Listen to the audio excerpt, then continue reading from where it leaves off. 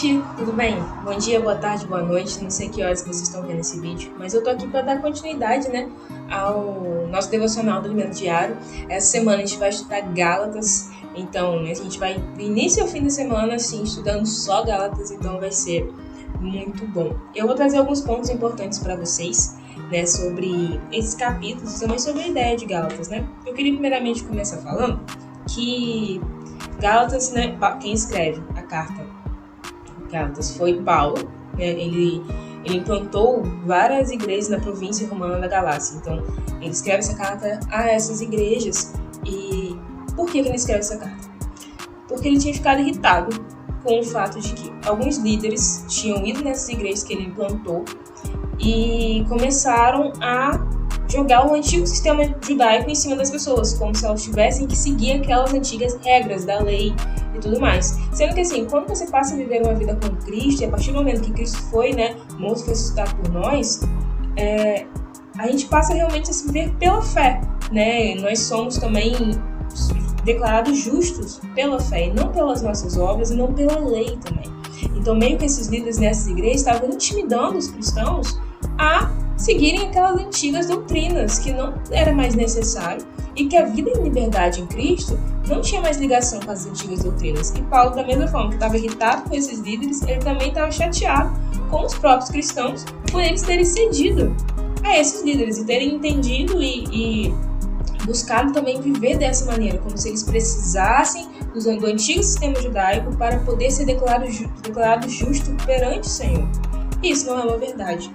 Então, assim, esse foi o motivo que Paulo escreve essa carta, foi nesse propósito de ajudar os cristãos, a resgatar essa liberdade que Cristo nos propõe, que é, assim, uma vida literalmente com Ele, que não está preso numa caixinha, sabe? Que não está preso na lei, e sim nós nos embasamos na fé em Cristo Jesus e passamos a ter a nossa vida nisso. E a partir disso, a nossa vida vai sendo transformada.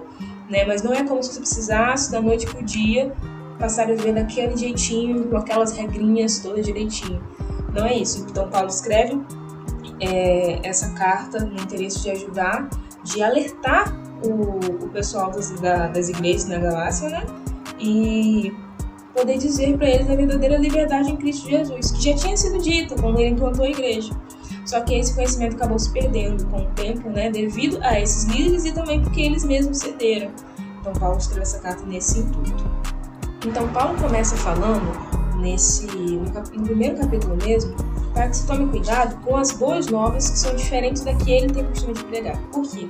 Porque, pelo que aparenta, muitas das boas novas que eram pregadas eram no intuito de agradar o coração humano mesmo, de conquistar o coração humano e conseguir a aprovação das pessoas. Então, Paulo dá esse chamado de atenção assim, ele até fala que seja amaldiçoado quem pregar uma boa nova diferente, porque uma boa nova que não busca a aprovação de Deus não é uma boa nova de verdade, Então, ele cita essa importância de prestar atenção em o que está sendo pregado, para que o pessoal da Galácia fique atento a isso. Então, é muito importante a gente prestar atenção nisso na leitura também, dessa diferença do que está sendo realmente a boa nova vinda de Cristo, que foi a que Paulo recebeu. Ele fala que ele recebeu por revelação de Jesus Cristo, Paulo teve verdadeiramente um encontro com Cristo, e diferente de outras pessoas que pregam falsas boas novas, que na verdade não buscam a aprovação de Deus, vem totalmente de raciocínio humano. Então, nesse primeiro capítulo, ele dá essa chamada de atenção. E aí, no capítulo 2, acontece uma coisa assim muito importante, que é importante a gente ficar atento, muito diferente, que é quando Paulo confronta Pedro.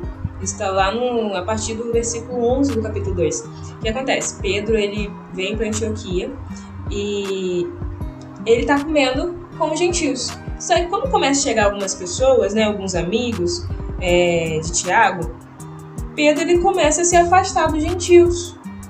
E aí outros judeus também começam a se afastar dos gentios, com medo de que alguém insistisse que os gentios precisassem ser circuncidados para estarem ali, algo desse tipo. E aí Pedro e todas as pessoas que deveriam estar pregando as boas novas, assim, não afastando e não separando, mas sim se ajuntando. Mas nesse caso aqui, Pedro começa a se afastar dos gentios. por esse medo. E aí Paulo vai e confronta ele, porque fala que isso não é as boas novas. Né? A partir do momento que eles acreditam que as boas novas é você ser declarado justo perante a fé e não por obediência à lei, por que deveria obrigar os gentios a viverem como judeus? Viverem a partir das mesmas regras dos judeus? Isso não fazia sentido no Evangelho. E é isso que Paulo quer trazer muito aqui nessa carta, né? De que o Evangelho está muito além, né, dessa questão da lei, né, da obediência à lei, até porque as boas novas são isso, que você é declarado justo perante a fé e não pela obediência à lei. Não que a lei não seja importante, a lei tem sua importância porque mostra o pecado das pessoas, mas mais importante do que isso, até pela vinda de Jesus Cristo, é você entender que é a partir da fé que você é salvo, que você é justo, né, que você é declarado justo. Então, é isso que Paulo traz aqui. Nesse momento ele tem esse confronto com Pedro, porque Pedro acaba errando mesmo. Ele acaba pelo medo de alguém falar alguma coisa, ele passa a agir de uma maneira como se precisasse julgar os gentios por eles não serem como os judeus. Sendo que o evangelho é exatamente isso, não há mais separação. Né? Não precisa da separação, porque o amor de Jesus nos une de uma maneira que, assim, é pela fé que nós somos salvos, é pela transformação de Cristo na nossa vida que nós passamos a viver a liberdade em Jesus. Paulo é o maior exemplo disso, porque ele fala, inclusive nesse capítulo, que quando ele procurou viver pela lei, a lei própria condenou ele. Né? Então vem aquela frase, né, que está no versículo 20, que a maioria das pessoas conhece, que é assim: fui crucificado com Cristo, assim já não sou eu quem vive, mas Cristo vive em mim. Né? E essa é a essência do Evangelho. Ele finaliza esse capítulo 2, né, falando dessa questão de que se fosse para se tornar justo diante de Deus pela lei, não teria necessidade de Cristo morrer, porque era só, né, as pessoas continuassem seguindo aquela regrinha, mas a necessidade de Cristo morrer foi exatamente também para isso, para entender que é por meio da fé nele que tudo muda. E no capítulo 3, Paulo fala um pouco dessa questão, que eu acho assim, que é muito importante a gente ficar atento, que é a questão de que como que os gálatas assim, se perderam mesmo, porque eles tinham conhecido a Cristo, tinham conhecido o Evangelho, e por outros líderes terem falado algumas coisas para eles, como se eles precisassem, né, querendo tirar a liberdade deles em Cristo, eles passam a se perder. E aí Paulo vai falar com eles sobre isso, falando que, tipo assim, no versículo 3 ele fala: tendo começado no Espírito, porque agora procuram tornar-se perfeitos por seus próprios esforços. Porque, querendo ou não, né, quando se vive pela obediência à lei, é muito pelo que você pode fazer. Eu posso seguir essa lei, posso viver uma vida regradinha e fazer tudo que a lei me manda. Mas, e aí entra essa questão que a gente fala, né? Vocês buscam se tornar-se perfeitos pelos seus próprios esforços, como se isso fosse possível. Sabe? A ideia que a gente tem, assim, de passar a depender de Cristo e depender do Espírito, a gente vai entender que a gente nunca vai conseguir pelo nosso próprio esforço. E é por isso que a gente é declarado justo perante a fé, porque entendendo que Cristo nos salvou, não sou eu que me salvo, né, e com a força do meu próprio braço. E isso que Paulo traz aqui, para chamar essa atenção deles e também para chamar a nossa em relação a isso, eu acredito, né, para que a gente possa entender que não é para a gente se tornar perfeito pelos nossos esforços, né? A gente se torna mais parecido com Cristo a partir do momento que nós vamos nos relacionando cada vez mais com Ele. E é dependendo do Espírito, e não pelo que o nosso braço pode fazer. Aí entra aquela questão da lei, né? Que Paulo está citando aqui o tempo inteiro, que não é mais para se viver pela obediência da lei, e sim pelo que o Espírito fala para nós, né? E sim pela fé em Cristo Jesus. No fim do capítulo 3, Paulo fala sobre, mais uma vez, né? Sobre essa questão que não é que a lei seja ruim, mas a questão é que a lei, ele fala bem assim no versículo 24, em outras palavras, a lei foi nosso guardião até a vinda de Cristo. Ela nos protegeu até que, por meio da fé, pudéssemos ser declarados justos. A lei foi muito importante.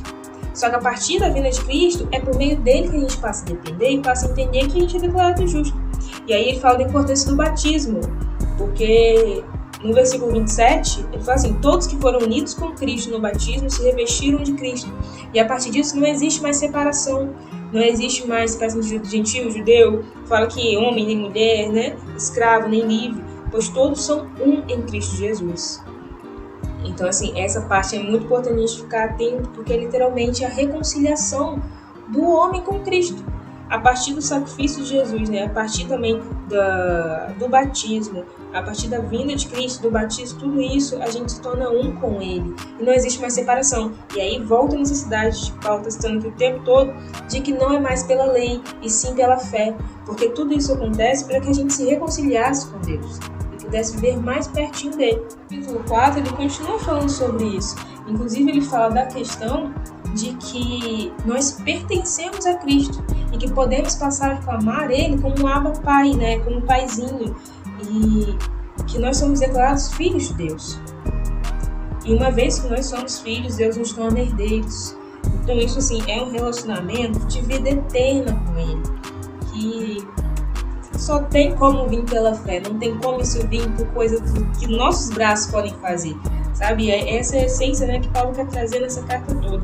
Ele se preocupa muito com os Gálatas, porque ele quer falar que assim, que a partir que mesmo Deus tendo conhecido eles e eles tendo conhecido Deus, eles às vezes eles queriam se apegar a velhos hábitos, sendo que isso não era necessário. Eles tinham liberdade em Cristo.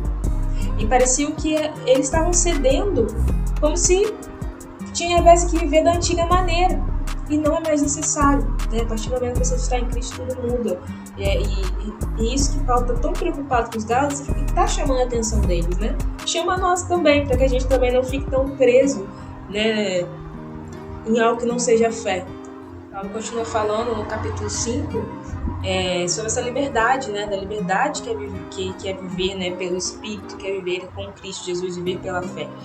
Que nós somos chamados para viver nessa liberdade, mas não devemos usá-los para satisfazer a nossa própria natureza, mas sim para servir ao outro, né? Que pode vir, ele deixa isso claro, para que eles vivam em união na província da Galácia, nas igrejas que tinham lá, que eles possam viver em união. E que se pudesse resumir toda a lei em um mandamento, seria: ame o seu próximo como a si mesmo. Então essa ideia de viver em liberdade não é eu posso dizer o que eu quiser da minha vida e viver totalmente assim para mim, não.